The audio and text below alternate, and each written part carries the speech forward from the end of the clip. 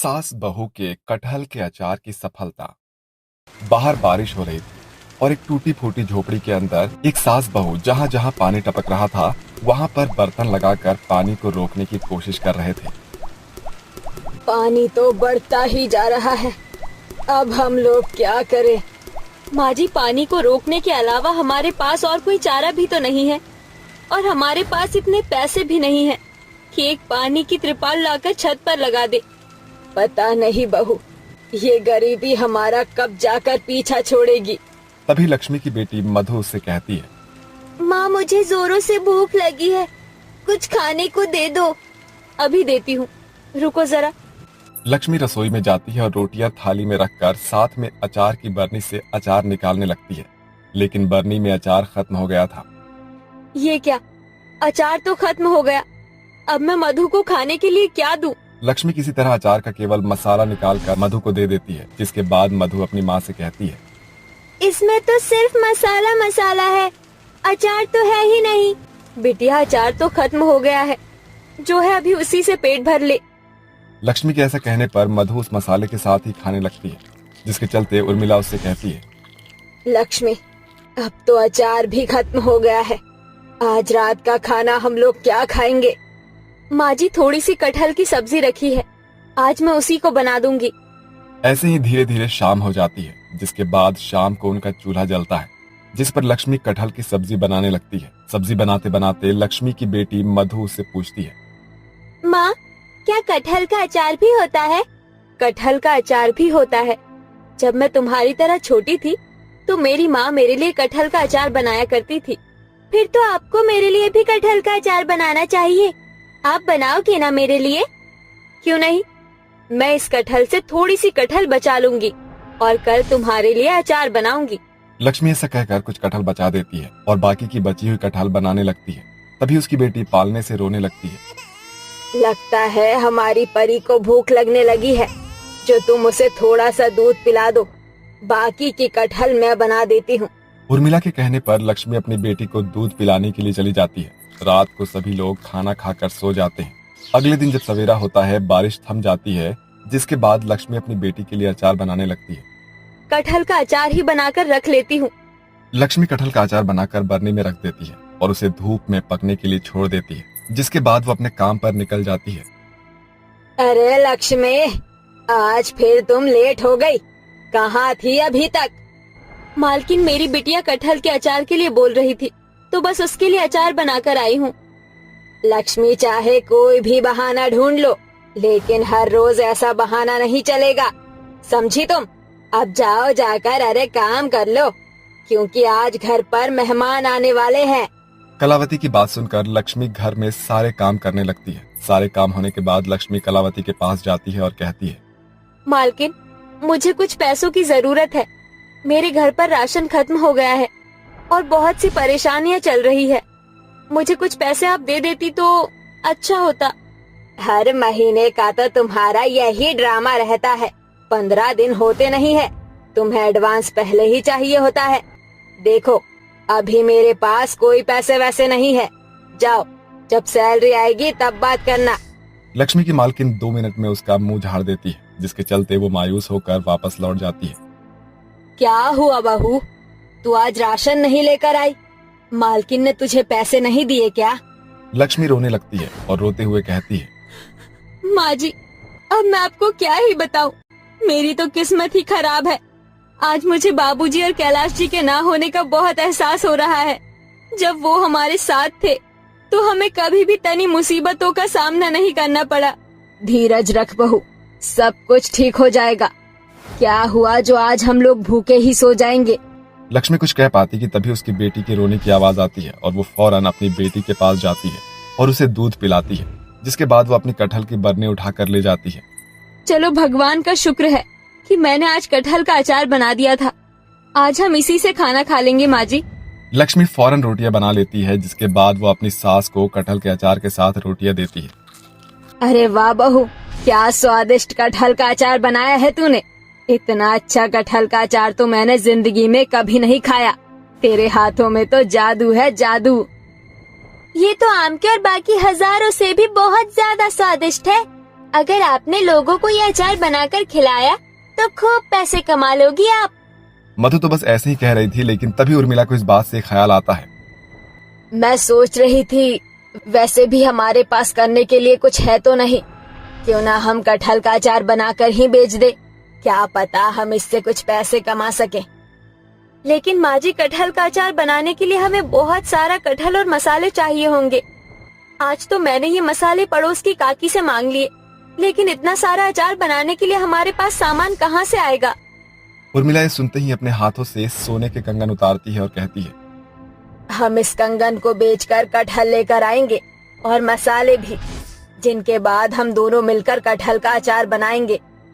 लेकिन माँ जी, ये तो बाबूजी की आखिरी निशानी थी। जब तेरे बाबूजी ही इस दुनिया में नहीं रहे तो मैं उनकी आखिरी निशानी रखकर भी क्या ही करूंगी।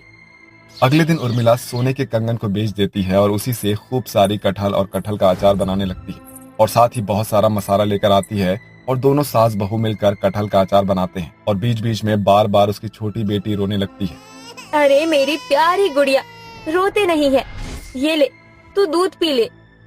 कुछ देर दूध पिलाने के बाद लक्ष्मी फिर से कटहल का अचार बनाने लगती है। देखते ही देखते वो काफी सारा कटहल का अचार बना लेती है और उसे धूप में रखने के लिए छोड़ देते हैं। अगले दिन दोनों सास बहू कटहल का अचार लेकर बाजार में पहुंच जाते हैं, जिसके बाद वो कटहल का अचार बेचना शुरू करते हैं। अचार ले लो, अचार ले लो, अचार, कटहल का अचार, खट्टा खट्टा अचार। काफी देर तक लक्ष्मी इस प्रकार आवाज लगाती रहती है, लेकिन बाजार में कोई भी उनके पास अचार नहीं लेने आता। अरे माँ जी, हमारा अचार तो कोई खरीद ही नहीं रहा। ऐसा ही चलता रहा तो हमारी सारी मेहनत खराब हो जाएगी। बहू, तू पहले बिटिया को चुप करा, वो बहुत देर से रो रही है, तब तक मैं लोगों को आवाज लगाकर बुलाती हूँ।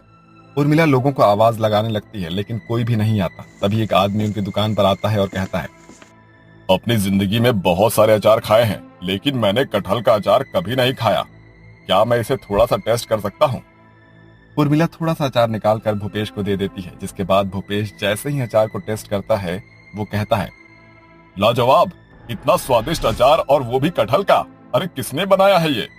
साहब, ये तो मेरी बहू ने बनाया है, बस मैंने थोड़ी बहुत मदद की थी। देखो, मैं एक बहुत बड़ी कंपनी का मालिक हूँ और हमारी कंपनी तरह तरह के अचार बेचती है। अगर तुम चाहो तो मैं तुम्हें अपने काम में बिजनेस का पार्टनर बना सकता हूँ, क्योंकि मुझे ऐसा टैलेंट बरसों से चाहिए था। ये सुनते ही दोनों सास बहू बहुत खुश हो जाते हैं और जैसे ही वो भूपेश की कंपनी में पार्टनरशिप शुरू करते हैं, उसके चलते उनका कटहल का अचार बहुत ज्यादा फेमस हो जाता है, जिसके चलते अब हर घर के अंदर कटहल का अचार उन्हीं की कंपनी से जाना शुरू हो जाता है। उनकी सारी परेशानियां धीरे धीरे खत्म हो जाती है और वो कटहल का बिजनेस करके अपनी जिंदगी में सफलता प्राप्त कर लेते हैं। पद्मा देवी ने अपने 5 बेटों की शादी शिखा, मेघना, बबीता, रूपा और गौरी से कर दी। पद्मा दरवाजे पर खड़ी अपनी बहुओं की आरती करके कहती है, आ जाओ मेरी 5 बहुओं, इस नए घर में तुम्हारा स्वागत है। शिखा, जरा देख तो, क्या हमें 3rd क्लास देवरानी मिली है? इतना ओल्ड फैशन लहंगा पहना है और इनका चेहरा तो देख कितना काला भद्दा है। ये तो होना ही था, गांव की गवार जो है, और फिर बेचारे ये गांव वाले इतने गरीब होते हैं कि इनके हाथ पांव मिट्टी में सने होते हैं। अरे बड़ी बहू, ये तुम दोनों क्या बात लेकर बैठी हो? चलो अपने कमरे में जाओ।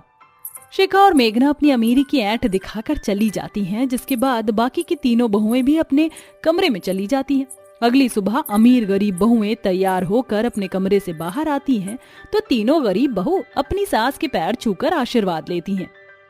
प्रणाम माँ जी। सदा सुहागन रहो बहू। आज हमारे घर पंडिताचार्य जी आने वाले हैं। वो बहुत ही पहुंचे हुए पंडित हैं। तुम 5 पूजा का प्रसाद बनाना शुरू कर दो, और हाँ, सबसे पहले शीरा बनाना। जी ठीक है माँ जी। सास के जाते ही दोनों अमीर बहू गरीब बहुओं को धमकाते हुए कहती हैं, कान खोलकर सुन लो तुम तीनों, पूजा का सारा प्रसाद तुम तीनों बनाओगी, क्योंकि इस भरी गर्मी में चूल्हा फूंक कर खाना बनाना हमारे बस की नहीं। कोई बात नहीं भाभी, आप जाकर आराम कीजिए, प्रसाद हम बना लेंगी। दोनों अमीर बहुएं काम से बचकर कमरे में आकर आराम फरमाने लगती हैं। वो बेचारी तीनों गरीब बहुएं भरी गर्मी में चूल्हे का मिर्च जैसा धुआं झेलकर सारा प्रसाद बनाती हैं। इतने में पंडित जी आ जाते हैं और पूजा शुरू हो जाती है। 5 बहुएं हाथ जोड़कर अपने अपने पतियों के साथ पूजा में बैठ जाती हैं। पूजा खत्म होने के बाद पांचों नई बहुएं पंडित जी को प्रसाद परोसती हैं, जिसे खाकर पंडित जी बहुत खुश होते हैं और उपहार में उन्हें फलों की थाली में से पांचों बहू को एक एक मीठे रसीले आम देकर कहते हैं, ये लो नववधुओं, आज तुम्हारी हाथों का इतना स्वादिष्ट भोजन करके मेरा हृदय खुश हो गया, इसलिए मैं तुम्हें ये जादुई आम दे रहा हूँ।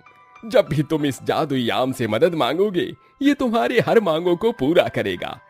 परंतु याद रखना, इसका सदुपयोग करना, इसका दुरुपयोग कभी मत करना। जादुई आम पाकर पांचों बहुएं बहुत ही खुश हो जाती हैं और पंडित जी के जाते ही दोनों अमीर बहुएं जादुई आम को जांचने लगती हैं। ऐ जादुई आम, क्या तुम अपने अंदर से हमें मीठे रसीले आम दे सकते हो? शिखा के ऐसे कहते ही जादुई आम एक सुनहरी रोशनी से घिर जाता है और उसके अंदर से कई सारे मीठे रसीले आमों की बरसात होने लगती है। मेघना, ये तो सचमुच जादुई आम है। जादुई आम को पाकर दोनों अमीर बहुओं का मन बड़े लालच से भर जाता है।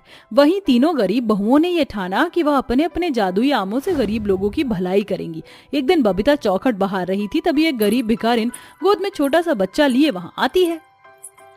जरा सुनो बहन, मुझ भिखारिन की मदद करो। मैं कई दिनों से मारी मारी फिर रही हूँ, ना पैसा है ना खाना। उस भिखारिन का दर्द देखकर बबीता का मन पसीज पड़ता है और वो उसे वहां रोककर जल्दी से अपना जादुई आम लाती है। ऐ मेरे जादुई आम, मुझे तुमसे मदद चाहिए, क्या तुम मुझे पैसे दे सकते हो? बबीता के इतना बोलने भर से ही जादुई आम विशाल बड़े आधे पीले आधे गुलाबी आम में बदल जाता है और अपने अंदर से 2000 के नोट बरसाने लगता है, जिसे देखकर वो भिखारिन बोलती है, अरे ये कैसा जादुई आम है जिसके अंदर पैसा ही पैसा भरा हुआ है।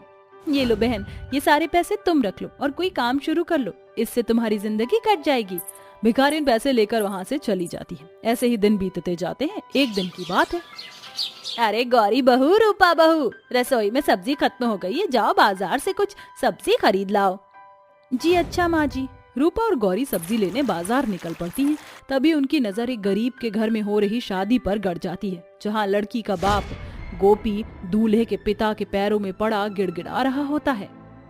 अरे समधी जी, मुझ गरीब की बेटी को ऐसे ठुकरा कर मत जाइए, वरना पूरे जात बिरादरी में मेरी थू थू हो जाएगी। अरे होती है तो हो जाने दो, जमाने को भी तो पता चलना चाहिए कि तुम गरीब रिश्ता जोड़ने के लायक नहीं हो। गौरी, हमें इनकी मदद करनी होगी।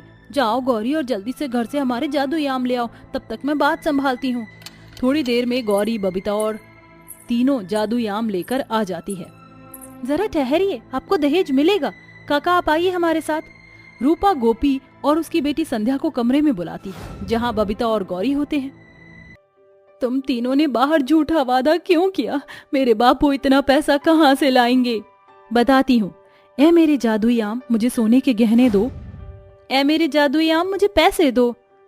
ऐ मेरे जादुई आम, मुझे मिठाई और फलों से भरी टोकरी दो। इतने के बाद जादुई आम गरीब बहुओं की हथेली से हवा में हो जाती है और सोने के विशाल बड़े आमों में बदल जाती है, जिसमें से एक जादुई आम अपने अंदर से पैसे बरसाता है, तो दूसरा जादुई आम अपने अंदर से सोने के सुंदर सुंदर गहने बरसाता है और तीसरे जादुई आम के अंदर से चमचमाते रसीले आमों से भरी टोकरी निकलती है। लो काका, ये सारे पैसे ले जाकर इस लालची लड़के वालों के मुंह पे मार दो। और ये गहने संध्या की शादी के लिए और ये आम भेंट स्वरूप। शादी का सारा इंतजाम देखकर उस गरीब बाप की आंखों से झरझर आंसू बहने लगता है। तुम्हारा बहुत बहुत शुक्रिया बेटियों, आज तुमने इस गरीब पिता की पगड़ी उछलने से बचाई है। ये हमारा फर्ज था काका, हम चलते हैं। इसके बाद तीनों गरीब बहुएं अपने जादुई आम लेकर घर चली आती हैं। ऐसे ही दिन बीतते जाते हैं। जब भी कोई भी लाचार या गरीब उस घर की चौखट पर आता तो वह उनकी मदद करती। एक दिन मेघना और शिखा उन्हें सोना पैसा गरीबों को देते देख लेती हैं। शिखा, देखा तूने, इन थर्ड क्लास बहुओं का जादुई आम तो सोने पैसे का खजाना है। फिर तो हमारे जादुई आम के अंदर भर भर कर पैसा होगा। चल उससे पैसा मांगते हैं। हाँ चल मेघना। दोनों अमीर लालची बहुएं अपने जादुई आम से कहती हैं, ऐ मेरे जादुई आम, मुझे खूब सारे सोने के गहने दो और मुझे बहुत सारे पैसे दो, फिर मैं शॉपिंग पर जी भरकर खर्च करूंगी। अचानक दोनों बहुओं का जादुई आम काला मटमैला हो जाता है और उन जादुई आमों से कीचड़ की धार दोनों अमीर बहुओं पर बरसने लगती है। अरे ये क्या हो रहा है? इस जादुई आम के अंदर से कीचड़ क्यों निकल रही है? बचाओ, अरे कोई इसे रोको। अरे ये कैसी आवाज है? चलो देखते हैं। रूपा, बबीता और गौरी भागकर अमीर बहुओं के कमरे में आती हैं, जहां वह देखती हैं कि मेघना और शिखा सर से पांव तक कीचड़ में सनी हुई हैं और उनका रंग एकदम कोयले के जैसा काला पड़ चुका है। जेठानी जी, ये आपके चेहरे को क्या हो गया? दोनों बहुएं रोते हुए अपने मन का लालच उनके सामने रखती हैं। तभी पद्मा अपनी अमीर बहुओं को फटकारते हुए कहती है, जैसी नियत वैसी बरकत, इतना लालच लेकर कहाँ जाओगी? रूपा, गौरी, बबीता कुछ करो, हम इस बुरे चेहरे के साथ नहीं जी सकती। हाँ, अब हमें हमारी गलती का एहसास हो गया है, वादा करती हैं फिर कभी लालच नहीं करेंगी। ठीक है, हम आप दोनों की मदद करते हैं। ए हमारी जादुई आम, कुछ ऐसा करो कि हमारी जेठानी को उनका खोया हुआ खूबसूरत रूप मिल जाए। इसके बाद तीनों जादुई आमों के भीतर से एक रोशनी जैसे ही अमीर बहुओं के चेहरे पर पड़ती है, वो पहले के जैसी हो जाती हैं, जिसके बाद वो हमेशा के लिए लालच छोड़ देती हैं और उन दोनों के जादुई आम हमेशा के लिए गायब हो जाते हैं और गरीब बहुओं के आम उनके साथ हमेशा रहते हैं। दोस्तों, अमीर गरीब बहुओं के जादुई आम की इस कहानी से हमें ये सीख मिलती है कि हमें लालच नहीं करना चाहिए, बल्कि जितना हो सके गरीबों की मदद करनी चाहिए।